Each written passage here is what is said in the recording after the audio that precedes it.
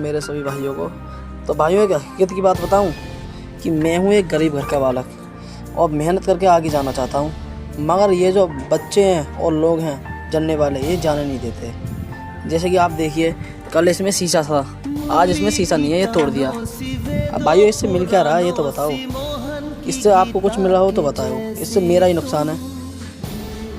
तो मैं तो लोगों से इतना ही कहना चाहूँगा कि ऐसा किसी के साथ नहीं करे, क्योंकि इससे उसका नुकसान है जो इस काम को करता है। तो भाइयों प्लीज़ हाथ जोड़ कर रिक्वेस्ट है, ऐसा कभी किसी के साथ नहीं करें।